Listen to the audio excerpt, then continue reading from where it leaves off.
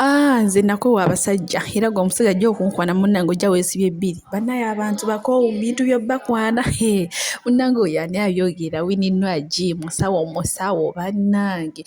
era gwe nkuleetedde ekikyala ekinyirira ekikyala munnange kiyimba kikyamula abantu ku stage naye munnange bino wammanga by'ebintu bya make-up byo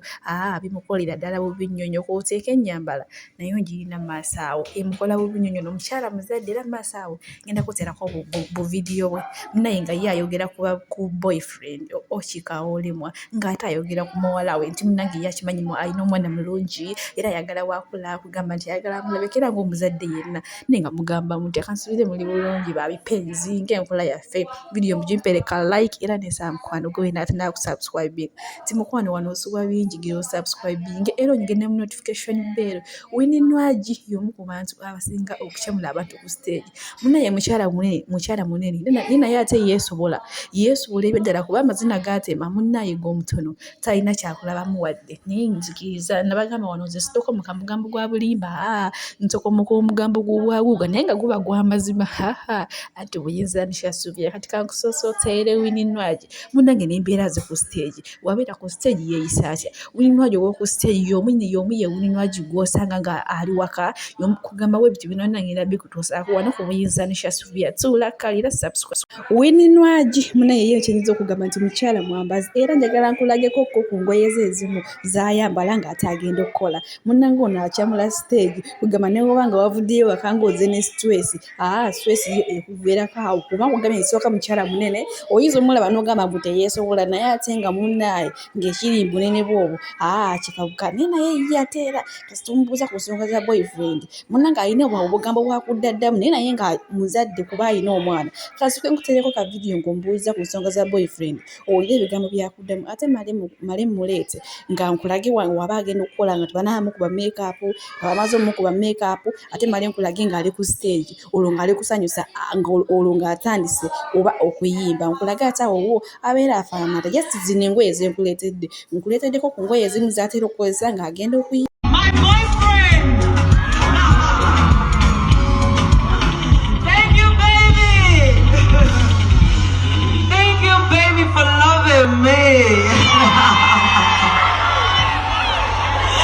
Byebyo nno munnaye ebya Winne Nwage ye kasita omubuuza ku kikwatagana n'omusajja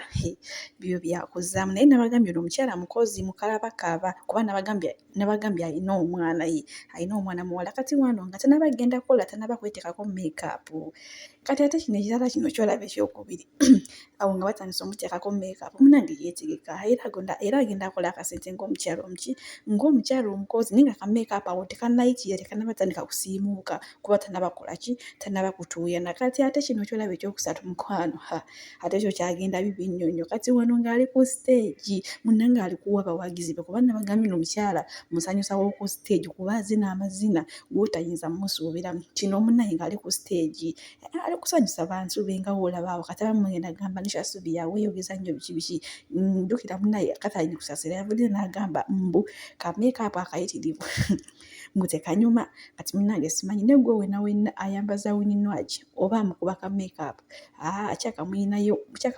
mulina omusango gwammwe era bannaye bashonyirozi oba batiimu Winne Nwage bagambye mbu weetaaga kuwa katooveewo kuba mbu oli muntu mubi nnyo ddala gwani akuba munno make-up mbu n'akulukuta bw'atyo sooka olabe nti engoye ne munnaye Winne Nwage ye yabaddemu n'abagamba kuba naye si mmere yabaddemu n'abagamba I have a very beautiful daughter era mubeere nga musigala mu following nja kuba mba updatinganga paka wanaakula era Katonda atuwa obulamu mukuze paka ndabe ne ku bazzukulu be kubanga she's so beautiful and she's so talented and is so intelligent so I can't wait for all those people to see. Ekirungi namwe mwewuliddeko kuba nabagambye mukyala muzadde mwewuliddeko nga namwayogera ku mwana we era nga munnaye ng'amusuubiramu birungi byerere era saako n'okumwagaliza ebirungi ebyereere kati ate kankolayo katono nnyo weeyisa ng'ali ku stage ate male nkongereyo.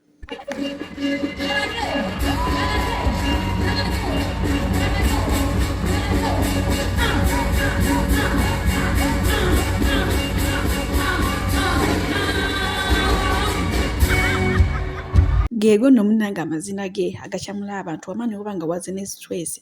era ng'ovaawo ekuweddeko nabagambye omukyala mukozi bannange omanyi n'obwavu obutawaanya obuyitirize nyole kati ye omukyala agamba nja zinoonya oba kutuuyana oba ngoye kuyulika zijja kuyulika naye nga nkoze ki nga mbedde bulungi bannange n'obwavu nawo buluma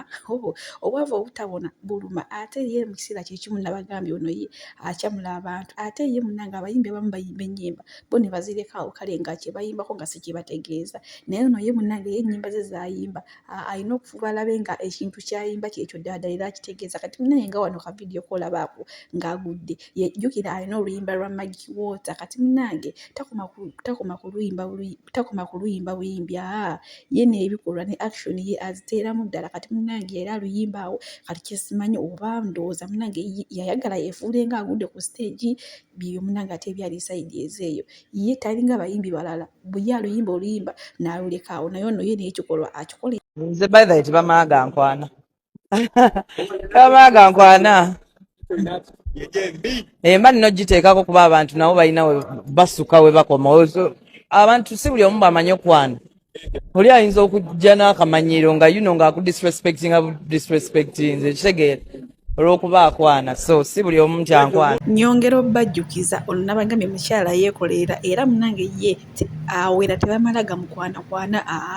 nga wagenda obyewulira mu kavidiyo ako ate neera nkiddamu munange yeesigamba nti wadde aze n'amazina ge nakola ki togenda kuva eri faani nti ojja omutuukiremu ate agana okukuba mbattula ye munange n'empi azibayisaamu bafaani kankubeko buvidiyo bwe katono nnyo nga yeewera ngagamba ze munange faani tomumanyira sikakubadde obeera wazze kulaba nze video nga kamaking around ng'okuba faani oluyi